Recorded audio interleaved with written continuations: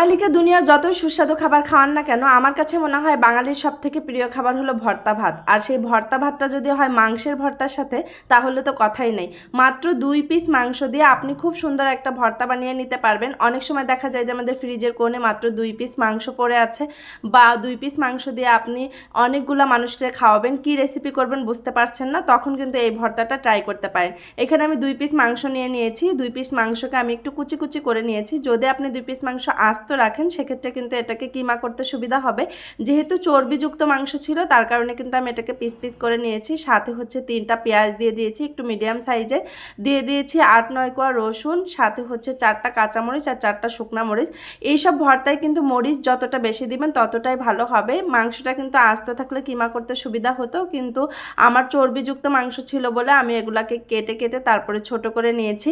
আর আপনারা কিন্তু অবশ্যই ট্রাই করবেন চর্বিযুক্ত মাংস না নিতে। মাংস এবং রসুনের কোয়াতে যে এক্সট্রা পানি ছিল সেটা কিন্তু আমি প্রথমে শুকিয়ে নিয়েছি। এখন প্যানে জিরা দিয়ে দিলাম, আপনারা চাইলে কালো জিরাটা ইউজ করতে পারেন। জিরা দিয়ে দিয়েছি আর কিমা করা মাংস সাথে দিয়ে দিয়েছি।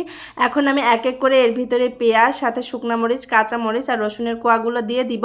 একসাথে খুব ভালোভাবে এটাকে ভেজে নিব। আর অবশ্যই অবশ্যই ট্রাই করবেন কিন্তু খাঁটি সরিষার তেলটা দেওয়ার জন্য। সরিষার তেলটা দিলে কিন্তু অনেক সুন্দর একটা ফ্লেভার আসবে। অল্প একটু পানি দিয়ে দিয়েছি, এটা একেবারে অল্প পরিমাণে দিতে হবে যাতে মাংসটা সিদ্ধ হয়ে যায়, কারণ এটাকে আবার শিলপাটাতে বাটতে হবে। তো এটাকে আমি খুব সুন্দরভাবে যাতে সিদ্ধ হয়ে যায় তার কারণে উপরে ঢাকনা দিয়ে দিলাম। আর কিছুক্ষণ রাখার পরে এই দেখেন এটা কিন্তু সিদ্ধ হয়ে গেছে। এখন নাড়নির সাহায্যে আমি খুব সুন্দরভাবে পেঁয়াজের উপরের যে পর্দাগুলো আছে এগুলো আমি ছাড়িয়ে নিব। খুব সুন্দরভাবে কিন্তু ছাড়িয়ে যাবে, কারণ এটা একেবারেই নরম হয়ে গিয়েছে। আপনারা চাইলে কিন্তু এখন এটাকে হাতে মেখেও ভর্তা করে নিতে পারবেন, আবার শিলপাটাতেও বাটতে পারবেন। আমি আরেকটা এটাকে কি বলে জানি না, একটু সরা টাইপের, এটার ভিতরে বাটবো। ওটাতে বাটলে একেবারে মিহি হয়ে যাবে না। ভর্তাটা যদি আপনি একেবারে মিহি করেন তাহলে কিন্তু খেতে ভালো লাগবে না, একটু আধখ্যাচড়া যেটা বলে আর কি, ওইভাবে করলে ভালো লাগবে। তো যাদের কাছে এটা নেই তারা শিলপাটাতে একটা বাটা দিয়ে নিলেই কিন্তু হয়ে যাবে। তো এইটা আমি ইউজটা খুব ভালোভাবে করতে পারি না, এই কারণে প্রথমে আমার একটু প্রবলেম হচ্ছিল, পরে কিন্তু আস্তে আস্তে আমি পেরে গেছি। যে কোনো জিনিস প্রথমে একটু কষ্ট মনে হয়।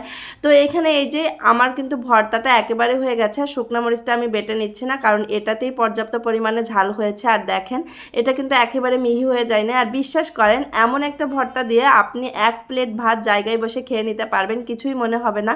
আমার তো ভর্তা ভীষণ প্রিয়, আর আপনাদের কেমন লাগে অবশ্যই কিন্তু কমেন্টে জানাবেন।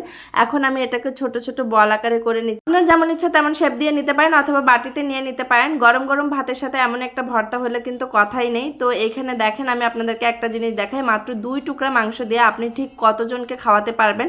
তো আমি কিন্তু এখানে ছোট ছোট করে বল করে নিয়েছি, আর একটা ছোট বল দিয়ে কিন্তু 1 প্লেট ভাত খাওয়া যাবে। তো এখানে আমি 6 পিস করে নিয়েছি। দেখেন 6 জনকে আপনি খাওয়াইতে পারবেন সকালে গরম ভাতের সাথে। এটা কিন্তু একেবারে ওয়াও একটা রেসিপি হবে। আর আপনাদের কাছে কেমন লেগেছে অবশ্যই কিন্তু ট্রাই করে জানাবেন। ভালো থাকবেন সবাই, আল্লাহ হাফেজ।